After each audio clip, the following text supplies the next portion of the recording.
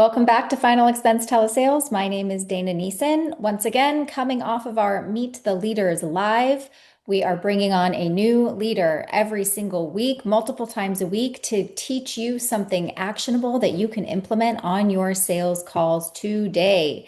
Today, I am joined by Emma Dunlap, owner of Prime Benefits Group. Welcome, Emma. Hello, happy to be here. So happy to have you. And Emma is our registered expert in cross-selling, both final expense from Medicare and Medicare from final expense.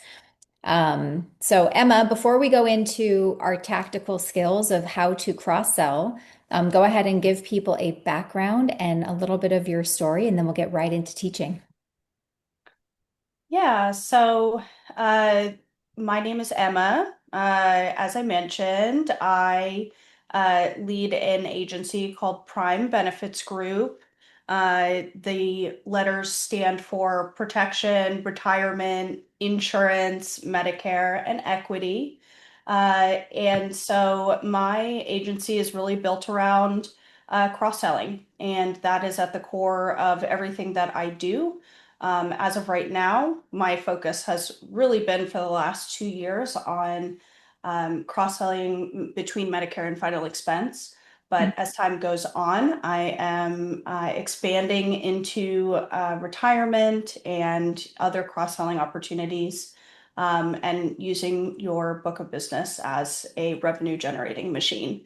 So that's the long-term plan, but for now, it is really just sharpening that sword of cross-selling between Medicare and final expense.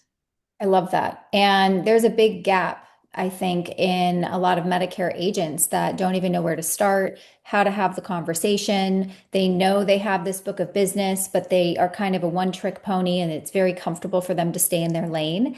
And so today we're going to help them start that conversation so that they can increase their income and survive during the off season, right? Because there's some dead time we have during Medicare, is correct? Yeah, with Medicare, we kind of have what we refer to as a Medicare season, which is from October through March of every year. So about a 6 month time frame. You have AEP and then OEP. And then, from April through September, now, depending on the size of your book of business, you're certainly going to be spending a good portion of that time preparing for that next Medicare season. But if you are in your first couple of years as a Medicare agent, it can be difficult to have enough income during that time frame, and because you don't have renewal income coming in yet. And so the way that you kind of survive those months from April to September, this is the strategy I've implemented, which is to cross-sell final expense to your Medicare book of business. All Um, right. Now, can yeah, you do that on the same call? Like you enroll someone into Medicare. Can we also immediately sell a final expense policy on the same call? you cannot. It is not compliant to do so. I can kind of go into, how you have that conversation in a compliant way. But no, you cannot do it on the same call. You must collect well, obviously with Medicare, you originally have to collect a scope of appointment. Once you have someone as a Medicare client, then you have what's called permission to contact or PTC. But you compliantly cannot make a sale for a life product within the same call. So a follow-up call has to be scheduled. Okay, so let's start there. How do you have a compliant conversation at the end of a Medicare conversation? Yeah, so if I have enrolled somebody, well, I'll back up here a little bit and go over kind of how I start every conversation, if that's okay, Yeah, let's because do it it. really sets the client up for that expectation at the end of the call that we may start discussing some other things. So I just actually had the opportunity to help as a coach at a Medicare to final expense cross-selling boot camp this last week. And this was something that really was new for Medicare agents, Mhm. which is, at the very beginning of the call, when you're introducing yourself to the prospect, hopefully your future client, you're going to let them know all the things that you help folks with. Mhm. And so that is totally compliant to do. You are allowed to tell your clients, hey, I help folks with Medicare. You are allowed to do that, even if you're having a final expense call.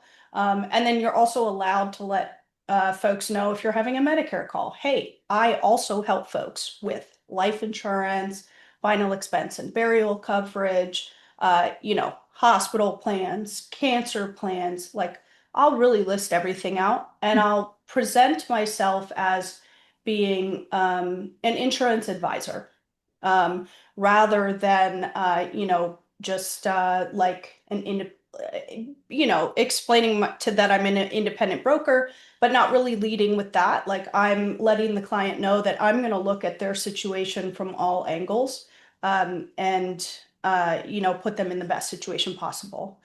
So the conversation starts that way, and then we go into the Medicare conversation, have that, sale completed. At the end, hey, Miss Betty, I don't know if you remember at the beginning of the call, we had mentioned that, we help folks with all kinds of benefits. So as a next step here in our process, well, first of all, I'm going to be following up with you. And this is natural. This is a natural part of the conversation because after you've made a Medicare sale, whether it's Medicare Advantage or Medicare Supplement, really doesn't matter. You're going to then have a conversation about setting expectations of, okay, Miss Betty, I'm going to be giving you a call in about a week and a half to 2 weeks to follow up with you. Make sure you received all your cards in the mail. All the standard things that you do at the cool down, the end of the call. And then you'll say along the lines of, all these things that, we do. And so I wrap it into that follow-up call if I'm going to be talking to them about final expense. Um, you know, that's completely compliant to do. You just cannot you cannot write a policy. You cannot have the application date be the same date that you had your Medicare application date. That makes So as sense. long But it as they're also happening. seems like it would be a very long, exhausting call if you did it all in one shot anyways. Yes, yes, you're not wrong about that. A standard Medicare presentation, just like a standard final expense presentation, if done right, is going to be around an hour, hour and a half, and then with more complicated situations, maybe even 2 hours. So, Wow. definitely don't want to take 4 hours of your client's time in one day, even if No, it was compliant to do so. true. Okay. So you schedule the appointment, I assume. What percentage of people are showing for the appointment that you schedule? For the follow-up appointment. When it comes to Medicare, all of them, So pretty from, much all from of them. Medicare to final expense, you have about 100% show rate for that second conversation. That's Yeah, because I'm setting it up as a standard next step in the process of, I'm going to be following up with them anyway to make sure that everything is going right on the Medicare side of things. And then from there, we can have that conversation naturally. okay, perfect. So for the Medicare agent that doesn't even know where to begin, even if they followed my channel, right? Is the conversation very similar to how I teach it, or is there some secret trick that I don't know about yet? The final expense conversation that you then have. Yeah. Uh, no, it is exactly like you teach it, Dana. So, using that framework to then have that conversation is really important. And I would say it's really just the very beginning of the conversation that's a little different, obviously, because this person is already your client. So you've already built the trust and the credibility. And it's really just about letting them know that it is your responsibility to share every way that you help folks with your client, because if you don't let them know, they will not know. Right. And if you had not done your due diligence by letting them know every way that you can help them, well, then you're not serving them properly. And you can say that to the client if they become uncomfortable with having a final expense conversation, because it is a very different conversation than Medicare. Medicare is much more logic. They have to have it. Mhm. They're really just trying to choose with Medicare. They're just trying to choose who they're going to be trusting with that Medicare, um, you know, piece of their life. But it's a much less emotional sale. So transitioning to the emotional sale, I think, is where a lot of Medicare agents who have never done anything but health can be where, that uncomfortability can come in. So, Yep. just navigating that in the same way that any final expense agent would, just really getting comfortable with that, moving through the discomfort and recognizing that you have a responsibility to share this with your clients. Now, why is it so important? Let's say we have some Medicare agents that are in their first year and they're getting ready to enter their first AEP. Why is it so important for a Medicare agent to cross-sell final expense outside of helping the client? Yeah, so as we mentioned before, with final expense, that can be your income muscle Hmm. that you're flexing in that off season. So with Medicare, you have renewals start to come in off of your Medicare book of business, but it doesn't happen until the second year that a client is on the same plan when it comes to Medicare Advantage. And so that first year, your initial first year commission is just much lower than, for example, a final expense commission is. Hmm. And so having additional income streams is so important, so that you can get through that kind of like rough patch. And you can sell final expense during AEP as well. Hmm.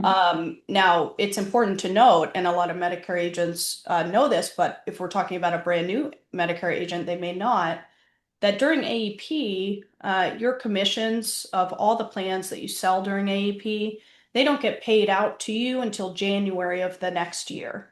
So Right. you have to be prepared for kind of an income slump, so to speak, during AEP. And all of the most experienced Medicare agents will tell you that, the way to get through that as well, is to be cross-selling during all those meetings that you're having. Do you think